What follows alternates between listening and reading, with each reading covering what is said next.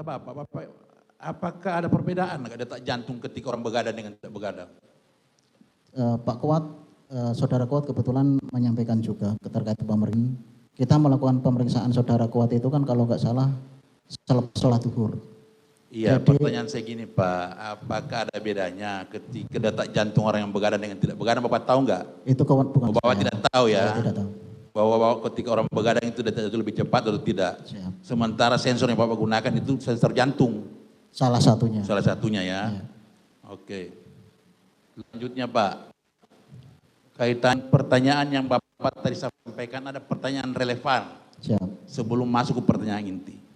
Nah kaitannya dengan pertanyaan Bapak yang menyatakan bahwa Pak Kuat ini tidak melihat Bapak ini menembak. Kemudian Bapak dari poin itu ada minus 13 kesimpulan Bapak sampaikan.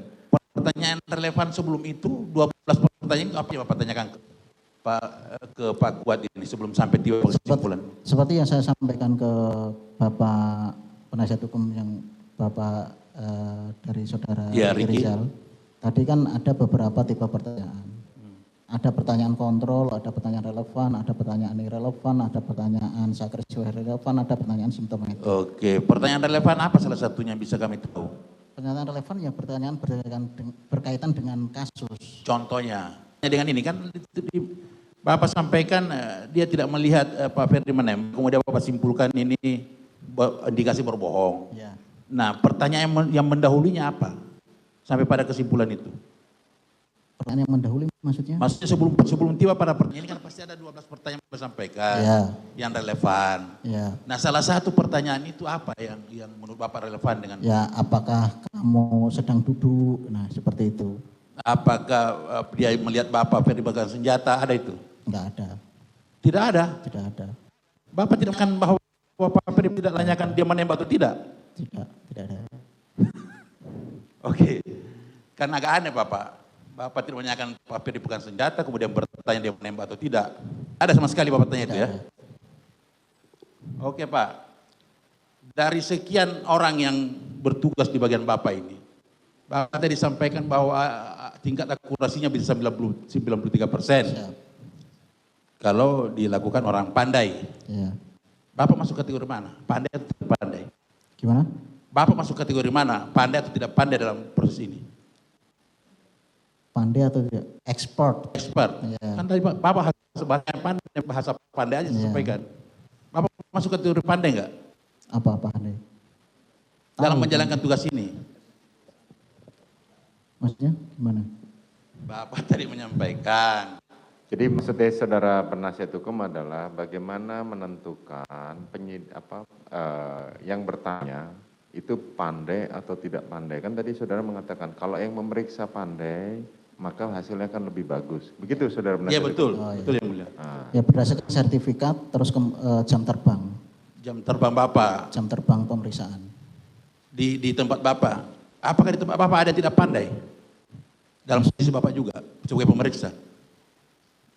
Semakin pandai. Iya, ini kan kategorinya kan pandai tidak pandai nih Pak. Ya, bukan tidak pandai dan ini semakin seorang terperiksa itu jam terperiksa terbang. Iya, sebagai apa? Semakin seorang pemeriksa ini jam terbangnya tinggi, maka dia akan semakin pandai dalam melakukan. Oke, kita bicara jam terbang. Bapak jam terbangnya di antara yang lain Bapak lebih tinggi ya? Ada lebih terbangnya? Ada yang lebih tinggi lagi. Artinya ada yang lebih pandai dari Bapak ya? Ya ada. Oke, dilanjutkan yang mulia. Silakan. Kami lanjutkan yang mulia. Tadi menarik mengenai yang kualitas keakuratan tes poligraf yang 93%. Nah, berarti kan ada kemungkinan tidak akurat 7%. Kalau boleh saya simpulkan begitu. Nah, apa yang bisa menyebabkan ketikuratannya 7% itu? Tidak akuratan 7%. Iya, tadi kan saudara bilang, tadi kan pertanyaannya keakuratan tes poligraf itu 93%. Ya. Berarti kan ada 7% itu tidak akurat. Nah, apa yang bisa menyebabkan 7% itu, faktor yang 7% itu menjadi tidak akurat? Saya tidak tahu. Lah, tadi saudara menyatakan, tadi kan sudah ditanya, keakuratan itu 93%, Ya. bukan 100%. Ya, Kalau 100% saya tidak bertanya. 100% hanya milik Allah Subhanahu wa taala. Bukan, maksud saya begini, yang 7% itu kan menjadi tidak akurat. Nah, yang 7% yang tidak akurat ini apa penyebabnya? Penyebabnya Iya. Gini saudara saksi, apakah saudara bisa menjawab pertanyaan? Kalau bilang tidak bisa menjawab, sampaikan tidak bisa. tidak bisa menjawab pertanyaan. Ya, silahkan, lanjutkan gantikan pertanyaan yang lain. Baik, kemudian saya menanyakan, apakah seorang subjek yang akan dilakukan tes poligraf, itu ketika melakukan trauma, mengalami trauma, itu juga mempengaruhi hasil tes poligraf? Itu lebih ke medis, Bapak. Apakah seseorang ini ketika trauma dia mempengaruhi fungsi fisiologi dari si tubuhnya sendiri? Tadi kan saudara menjelaskan bahwa saudara sudah mendapatkan sertifikasi Ya. untuk melakukan tes ini. Ya. Berarti kan saudara juga sudah mempelajari artikel yang mempengaruhi mengenai tes poligraf ini. Anda pernah baca mengenai artikel Prof. Grobin enggak? Belum pernah. Belum pernah. Belum pernah. Di dalam artikel itu menyatakan kondisi trauma itu mempengaruhi keakuratan tes poligraf. Kondisi emosional juga mempengaruhi keakuratan tes poligraf. Nah, kemudian jadi saya tidak perlu melanjutkan karena saudara juga tidak tahu. Yang selanjutnya, tadi kan saudara menyatakan bahwa menerang bahwa Kuat Ma'ruf ini dilakukan tes 2 kali. Ya. Tanggal 5 Dan tanggal 9. dan tanggal 9. Kenapa dilakukan 2 kali? Dengan isu yang berbeda. Ya, kenapa? Permintaan dari penyidik. Permintaan dari penyidik. Pertanyaan titipan dari penyidik. Siap. Nah, waktu saudara melakukan tes itu dari yang kedua itu, saudara juga membaca BAP-nya Kuat Ma'ruf enggak? BAP sudah kita baca ketika pemeriksaan di tanggal 5 September. Saudara ada enggak mendapati pertanyaan itu di dalam BAP-nya Kuat Ma'ruf?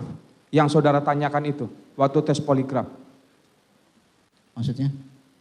Kan tadi saudara menyatakan bahwa saudara sudah membaca BAP Kuat Ma'ruf. Ya. Nah, kan ini kan ada titipan pertanyaan, tadi saudara bilang dan penyidik. Ya. Nah, yang saudara tanyakan itu ada nggak sudah ditanyakan juga dalam BAP Kuat Ma'ruf? Jadi gini, apakah saat saudara bertanya pada Kuat Ma'ruf, Ya. pertanyaan itu ada juga di dalam BAP? Tahu tidak? Kalau tidak Saya tahu, sepengetahuan saya tidak tahu yang tidak mulia. tahu, cukup. Karena itu yang aja. kita Ya. baca adalah di kronologis kejadian Ya. ini. Ya cukup. Ada pertanyaan lain silakan. Saya lanjutkan yang tadi saudara mohon penegasan kembali mengenai kondisi kepintaran atau pendidikan seseorang itu mempengaruhi hasil tes. Itu bisa dijelaskan kembali? Ya. Mohon diulangi. Jadi ketika seorang pemeriksa dia Subjek ya, bukan pemeriksanya, subjeknya. subjek. Ketika suatu subjek dia pintar, maksudnya pintar ini dalam segi formal dia memiliki tingkat pendidikan lebih tinggi, itu akan lebih kooperatif ketika dilakukan pemeriksaan. Ketika kita menjelaskan proses pemeriksaan seperti apa, terperiksa jauh lebih mengerti daripada yang tingkat pendidikannya mohon maaf rendah. Kalau mengenai Keakuratan tidak disebutkan. jadi hanya sebatas mengenai kooperatif untuk mengikuti tes atau tidak, Ya. tidak mempengaruhi mengenai keakuratan Tidak hasilnya. ada, tidak ada. Cukup, udah habis waktu saudara. Ya, Satu lagi yang mulia. oke, mohon. silakan satu saja. Tadi saudara kan menjelaskan bahwa sebelum melakukan tes, saudara juga diskusi terlebih dahulu dengan penyidik. Iya. Penyidik mengenai materi isu yang tadi saudara sebutkan, isu yang akan ditanyakan. Iya. Apakah isu yang saudara tanya akan ditanyakan itu juga, apakah pada saat itu juga disampaikan target yang akan dicapai dengan isu itu? Tidak.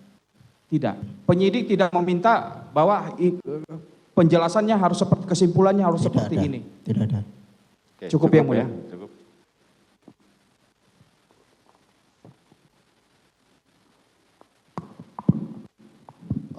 Khusus untuk ahli balistik ya.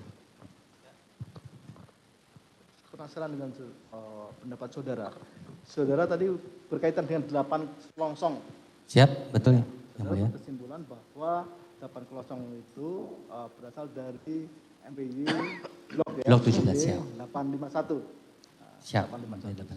Sementara kan tidak membandingkan, cuma membanding 2 senjata itu. Siap. Saatnya saudara membandingkan dengan senjata Glock dengan kaliber yang sama dengan Glock MB 851 ya. Apakah mungkin saudara bisa berpendapat 8 ini bisa terbagi? Siap tidak. Artinya saudara bisa memastikan bahwa 8 selongsong itu berasal dari 8 Blok 851, MPY 851. Coba saudara bisa sampaikan reasoningnya, alasannya sehingga saudara dapat berpendapat seperti itu. Siap. Mohon izin menjelaskan. Jadi apabila ada beberapa senjata Glock, contoh 5 senjata Glock dibandingkan dengan barang bukti selongsongnya. Dari kelima tersebut pasti ada satu yang sama. Hanya satu yang sama. Dari 5. 20% ya. Siap. Hanya pasti ada yang satu yang sama. Pasti ada yang satu yang sama. Siap. Tapi kan saudara tidak membandingkan dengan 5 Glock yang lain. Siap. Cuma Kalau satu. sudah ada yang satu, sudah ada yang identik, tidak mungkin ada yang sama lagi. Kalau ada yang identik yang satu. Siap. Kita tidak perlu membandingkan ke yang lain. Karena kembali lagi ke sidik jari laras senjata api itu adalah hanya satu. Dan laras senjata api yang lain pasti berbeda. Siap. Tadi kan saudara mengatakan bahwa dari 5 itu pasti ada yang sama kan? Siap. Yang sama maksudnya yang sama 5-nya itu? Tidak. Maksudnya gini, mohon izin.